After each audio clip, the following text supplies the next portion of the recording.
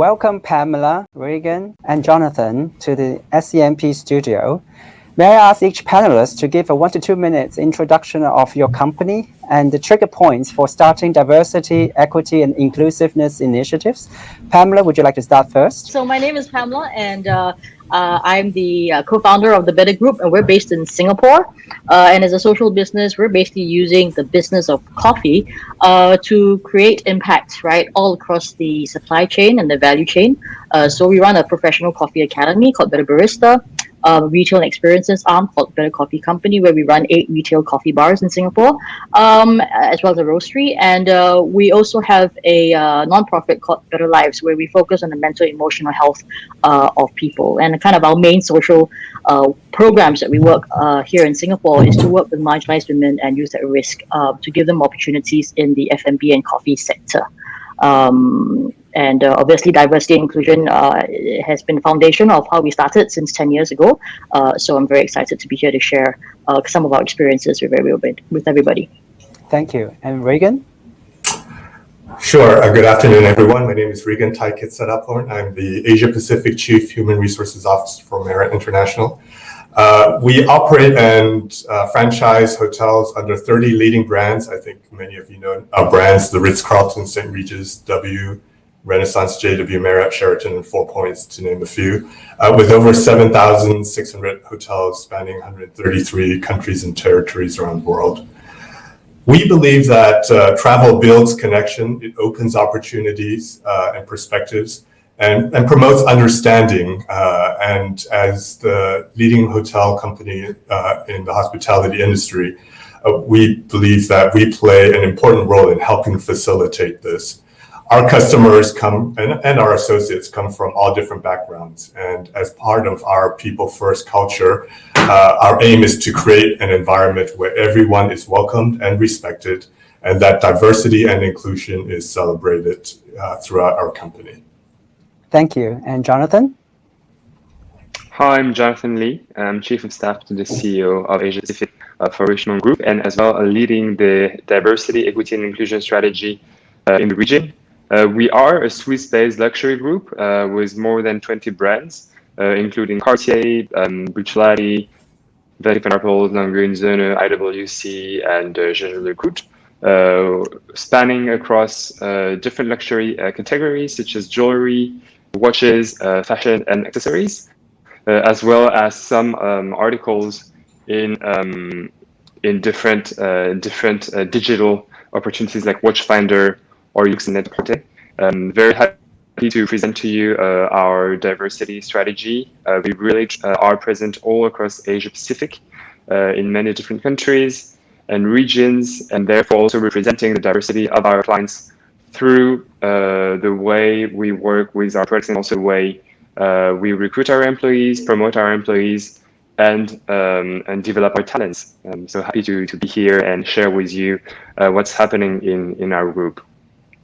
Thank you. Let me start by asking Pamela. The Better Group is a social venture that works with marginalized communities and corporates. So what kind of programs have you put in place to help businesses achieve greater diversity and inclusiveness in the workforce?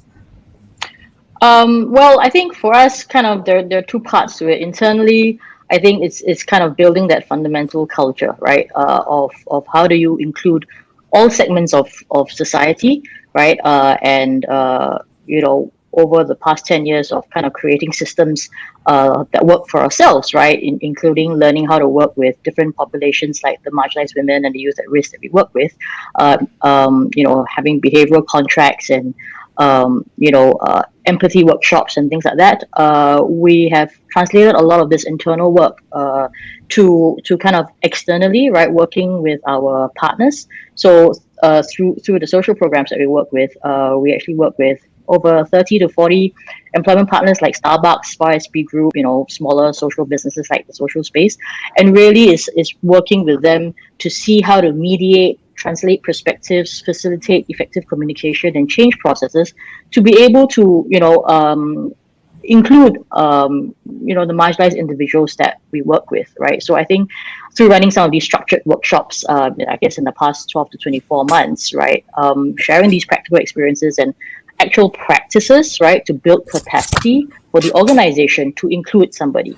I think I believe it's the key thing to realizing that what can the organization do to change their processes, to redesign, their jobs, so that you can tap into the wide spectrum, right, of individuals that inevitably, walk through the doors of the hospitality and retail sectors that we're all in.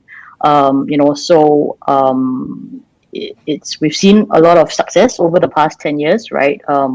We've worked with over kind of 200 women and young people, and 90% of them were not earning any income before, but today I think they've generated close to $3 million worth of income over the years, right? So I think this approach to be able to include, every individual, regardless of where they come from, right, is critical to kind of human capital development in the future.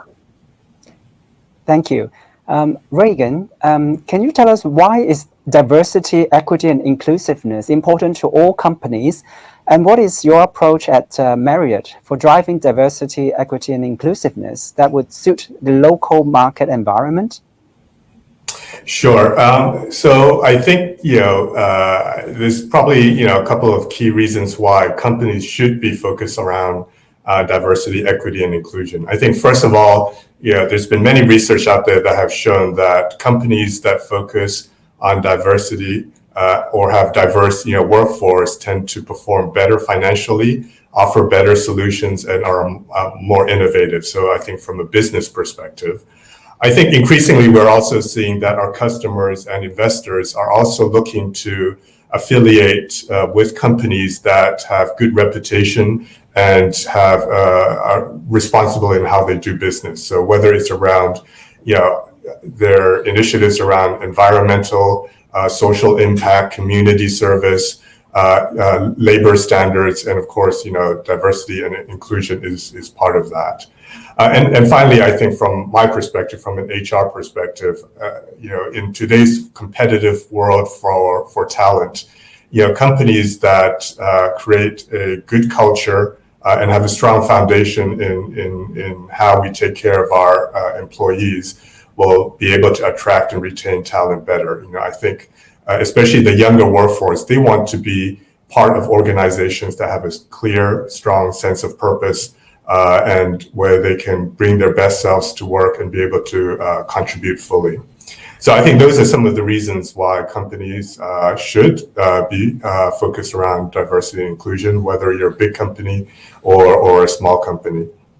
In terms of how we do it, as I mentioned earlier, we're a large company. We have presence in many countries around the world. And so what is diversity and inclusion in one market could be very different from another market. So what we do is we take sort of a top-down, bottom-up approach.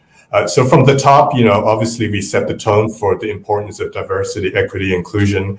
We communicate and emphasize our core values of putting people first. We come up with global programs, and we have a whole series of training, education, engagement programs that help communicate and reinforce our culture, as well as our focus around diversity and inclusion. So that's sort of at a global and macro level. And then what we do is then we ask each of the hotels or each of the markets to come up with local initiatives that align with our global priorities. And so we ask them to come up with initiatives or programs that resonates within their market. So diversity and inclusion in Australia may be very different from India, can be very different from Japan, for example. And so we want them to come up with what programs that resonates in their market, but aligns with our global philosophy of valuing differences and celebrating diversity. Thank you. Jonathan, can you give us some examples of what you consider to be successful diversity and inclusiveness initiatives that have actually driven tangible results in Asia, and perhaps also share with us one pain point or challenge in pushing forward such initiatives? Thanks. Thank you very much for your question. In terms of different successful initiatives that we have conducted through our different countries, we are quite aligned also globally in the same approach as what Regan just said, top down and bottom up. We are really trying to leverage through different surveys and engage with our employees all across the different markets to really try to identify the needs in terms of diversity, equity, and inclusion through the different markets. So what we did that was quite successful is actually look at the data, go through different dashboards from our human resources database, and look, for instance, through different levels of categories in our employees and see how they evolve. For instance, looking at gender ratios, looking at different segments of employees and trying to identify whether there were any disparities. And without giving you any numbers, we really tried to measure and see the progress. There has been progress in all our different entities, different markets, different maisons. So we're very happy about it. And then in terms of engagement and awareness, we've also raised through our global approach, one community, one richement, one planet, really putting DE&I into this corporate sustainability strategy. So by including everything with the different sustainable development goals from the United Nations, tying it up with a corporate sustainability program and strategy, and communicating with our different maisons, we really fostered a diverse, inclusive, and equal region. Have you experienced any pain point or challenge in your initiatives? As explained by Regan, there are some specificities in different markets. D&I can be completely different between the United States of America, between Japan, between China, between Korea or Hong Kong. So depending on the region where we're present, our employees or our clients might want different approaches to diversity. So in our 5 pillars of diversity, disabilities, LGBT, gender, generations and mindsets, or culture and ethnicity, some are more priority than others, depending on what the surveys or what our employees indicate us. So we can't have a one-size-fits-all approach. And also, diversity, equity, and inclusion is evolving all the time. So we're really trying to catch up with our employees and our clients and trying to measure and listen to them before implementing any strategy. So that might be the challenge, really trying to figure out what is the most relevant according to the location and also the maturity in terms of diversity. And we're constantly learning new things, new words, new vocabulary all the time. So this is what's happening in our diversity, equity, and inclusion strategy these days. Okay, interesting. Pamela, so in your local market, what are the opportunities and challenges you face, on a day-to-day basis to try to shift the mindsets of some corporate executives to get them to embrace diversity and inclusiveness values? Yeah, I mean, I think, it's really kind of a cost and benefits, right? On the one hand, I think the greatest challenges are our greatest opportunities, right? And obviously, kind of thinking about the financial and resource cost, right? There's always a question that comes up, like, we don't need it. We are already diverse and inclusive, right? Or it's too difficult to do, or it's too costly to do. And I think the opportunity here is really to kind of be able to have conversations with people to talk about, especially I think in the past 12 to 18 months of what the world has been going through.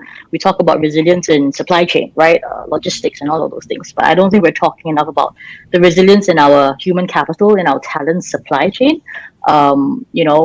Because if you think about that, then the whole idea is you want to be able to access the entire population spectrum of human capital, right? And I think it's especially critical for hospitality, F&B, and retail, where you can automate, you can bring in the robots, but at the end of the day, the strongest brands, right, and the most resilient and sustainables are the ones who tap into the human element, right? So it is, I think the conversation is really about how can we deal with very practical challenges, right? Of labor shortage, cost in training and including, right? To the cost of not doing it for the future, right? So it's kind of helping people see that the short-term cost of today is going to result in longer-term gain, as Regan has talked about, right? Better improvement, better productivity, better innovation. So I think this is a conversation that we find that we keep having, and also I think people are looking for actually practical, like how actually do you do it, right? So I think Jonathan and Regan have spoken about, from a global perspective, very large organizations, how can you actually kind of cascade things down, and I think it's quite similar for us as well, right? It's really looking at culture first, right? That everybody deserves an opportunity regardless of who they are and where they come from, right? And two, that everybody has the potential to be their best self. If you start with that basis, then you immediately start to build that inclusive culture that is so important. I think the second thing is also kind of systems and work redesign, right? Whether it's for differently abled individuals, redesigning their jobs, parents and single mothers needing more flexible schedules, people with mental health issues needing more support, teaching staff to recognize signs, right? And caring about doing something about seeing those signs. And for other marginalized and low income, communities where they need to perhaps be given more training to mediate, to problem solve, right? To consider more options. So to me, really, I think the resilient, sustainable organizations of the future are really those who intentionally create the culture and systems of inclusion and diversity, so that people can, bring their best selves to work, as Regan has said earlier already. Okay. Yeah. Regan, so women in leadership roles is an important issue for diversity. So what are your organization doing to encourage women colleagues to take more risks and compete for leadership roles in the Marriott? Yeah, I think, similar to what I talked about earlier, again, we take a top-down, bottom-up approach in this regards. I think, first of all, it starts from the top of the organization, looking at the leadership of Marriott International. Over 50% of the CEO directs are women in those roles. Our CFO, our chief legal counsel, our head of our president is a woman. So at that level, including our board, over a third of our board members are women. And so starting from that, and I think that kind of sets the tone for the importance of promoting, women in leadership. And then, the bottom-up approach is really around how do we then try to encourage and empower the markets, the fields, to come up with initiatives, programs, policies that will help enable women to take on leadership roles. So, we have what we call a Women Ambassador Network, which is really a network of women and men who come together to help empower and encourage our women associates to take on leadership role. And, as a team, they decide what it is that needs to be done to help achieve that goal. And so, some of the things that our ambassador network does, they set up mentorship programs. They've put together workshops on resiliency, on women's health, women's wellness, well-being. They've put together conferences.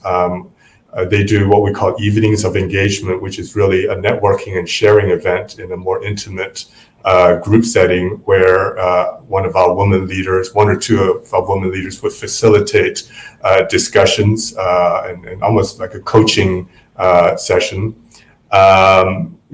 Development programs are very important. And we also want to ensure that in our leadership development programs, we have a good representation of women participating in those programs so that we can help prepare them for when an opportunity is available, that they have as much opportunity to get those jobs as the men do.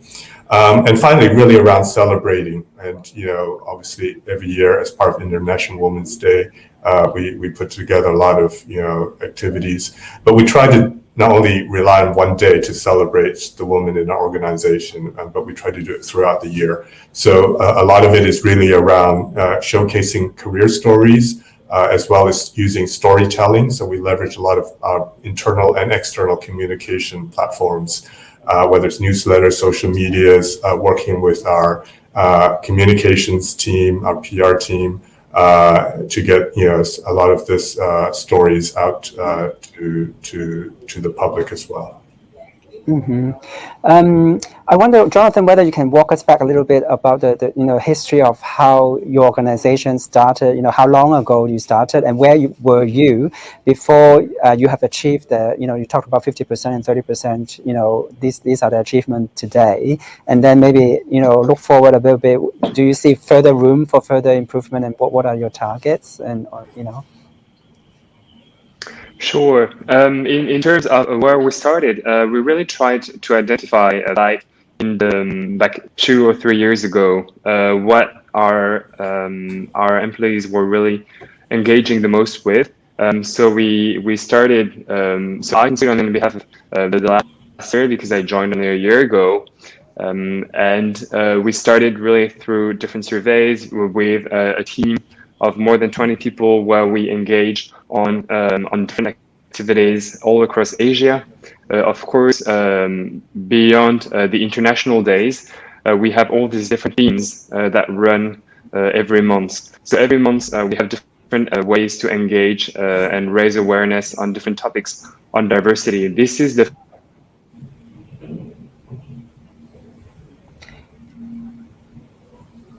Jonathan, I think we have lost Jonathan there. However, we do have a question from our audience, Annie Cheng. She would like to ask how to emphasize or promote. That we're really trying to measure progress on by looking at data, trying to identify different KPIs, looking at seniority levels, looking at tenure years for our employees.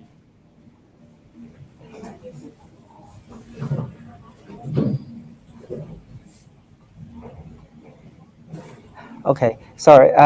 Let's go back to our Q&A. Annie Chang would like to ask how to emphasize or promote in the corporate world, DE&I, that it cannot be attained through female network only, but that male also have to be involved and take part in forming allies in the initiative. Would either Pamela or Reagan would like to address that question? I'll start, and then Pamela, maybe you have some great suggestions as well.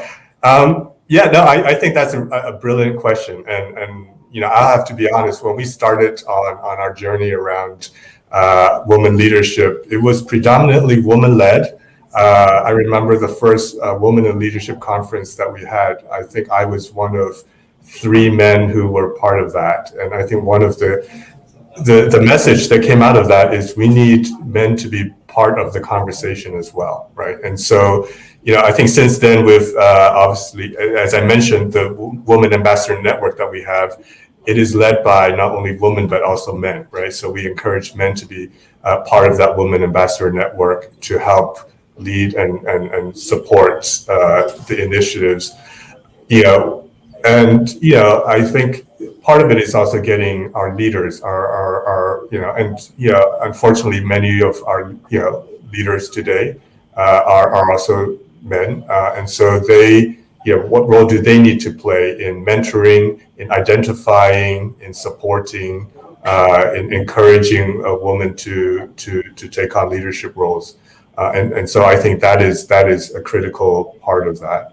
I think also understanding and communication is important. Understanding some of the challenges that are unique to women leaders, and what are some of the potential unconscious bias that may be exhibited and that may discourage women from taking on leadership roles. I think those are the conversations that that need to be had with men and involve men, and so yeah, those are some of the things that comes to mind and that we try to do here with Marriott.